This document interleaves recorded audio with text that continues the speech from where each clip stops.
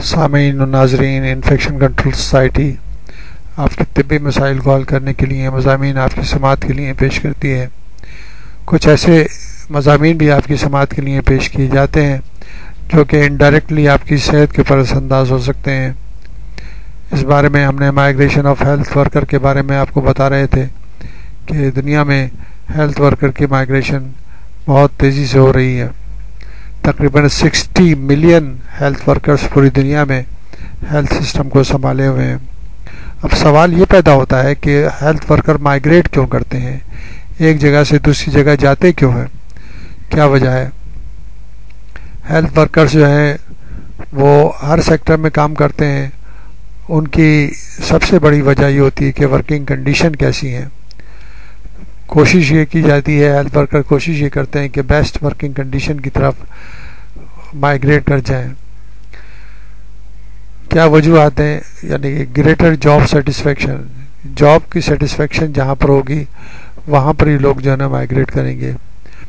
اس کے علاوہ جو ہے ایجوکیشن کے لیے لوگ مائیگریٹ کرتے ہیں کہ بہتر ایجوکیشنل فیسلٹیز، اسپیشلائزیشن کی فیسلٹیز بہتر، یعنی کہ ٹریننگ کی فیسلٹیز جن ممالک میں ہیں، ہیلتھ ورکرز ان ممالک کی طرف مائیگریٹ کر جاتے ہیں تاکہ بہتر سے بہتر اسپیشلائزیشن کر سکیں،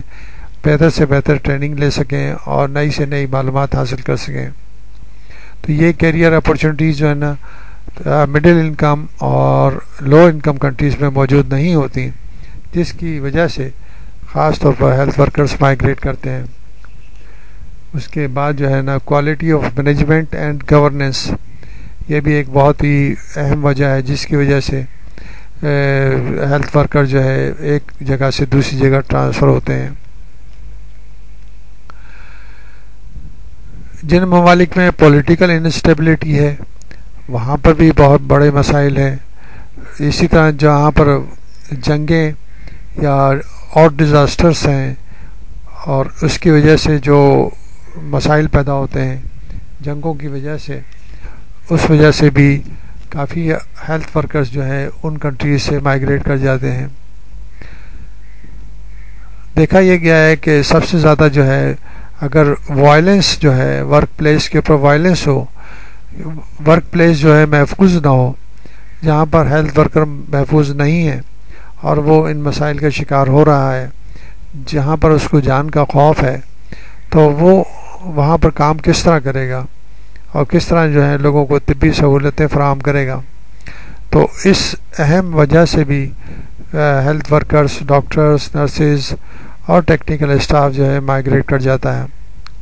اگر مائیگریشن کو اسٹیپ بائی اسٹیپ دیکھیں تو دیکھا یہ گیا ہے کہ غریب ملکوں میں بھی رورل ایریاز سے افراد جو ہیں، ہیلتھ ورکرز جو ہیں، جو طب کے سے شعبے سے منسلک افراد ہیں، وہ شہروں کی طرف مائیگریٹ کر جاتے ہیں کیونکہ ان کو اپنے بچوں کے لیے وہاں پر ایجوکیشنل فیسلٹیز موجود نہیں ہوتی۔ اسی طرح بیسک فیسلٹیز بھی دیہاتوں میں موجود نہیں ہوتی، تو وہ افراد جو ہے زیادہ تر کوشش یہ کرتے ہیں کہ وہ اپنی خدمات شہروں میں جا کر دیں اور بہتر طریقے سے زندگی گزار سکیں۔ اس طرح ہائی انکم کنٹریز میں ڈیمانڈ جو ہے اور جو بڑھتی جا رہی ہے ہیلتھ ورکرز کی، اور اٹریکٹیو سیلریز موجود ہیں جس کی وجہ سے ہیلتھ ورکرز ان کنٹریز میں مائیگریٹ ہو جاتے ہیں۔ گلوبلائزیشن کی وجہ سے بھی جو آسانیاں پیدا ہو گئی ہیں پورے ممالک میں، اور آسانی سے لوگوں کو ایک جگہ سے دوسری جگہ جانے کے لیے انسینٹیو ملتے ہیں، ایگزامینیشن کی آسانیاں ہیں کہ ایگزامینیشن پاس کر کے وہ دوسرے ممالک میں بہتر طریقے سے جاب کر سکتے ہیں، تو اس کے ذریعے بھی ہیلتھ ورکرز جو ہیں وہ مائیگریٹ کر جاتے ہیں۔ اب دیکھا یہ جاتا ہے کہ اس کا امپیکٹ کیا ہوتا ہے، دیکھنا یہ چاہیے کہ اس کا امپیکٹ کیا ہوتا ہے۔ ان سے موومنٹس کی وجہ سے خاص طور پر جب پوری دنیا میں یہ دیکھا جاتا ہے کہ کنٹریز کے اندر کتنی آبادی ہے اور اس کے حساب سے کتنے ڈاکٹرز اور نرسز موجود ہیں، جو مڈل انکم اور لو انکم کنٹریز ہیں اس کے اندر یہ ریشو جو ہے بہت کم ہے، یعنی کہ بہت زیادہ آبادی کے اوپر ایک ڈاکٹر موجود ہے، ایک نرس موجود ہے، جبکہ ہائی انکم کنٹریز میں یہ ریشو جو ہے نا بہت بہتر مینٹین کیا جاتا ہے۔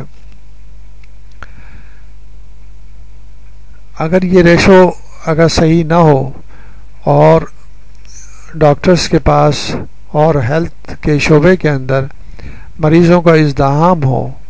اور بے شمار مریض جو ہیں اپنی طبی مسائل کے ساتھ وہاں پر پہنچ رہے ہوں اور ڈاکٹرز کے پاس وقت ہی موجود نہ ہو، تو وہ کس طرح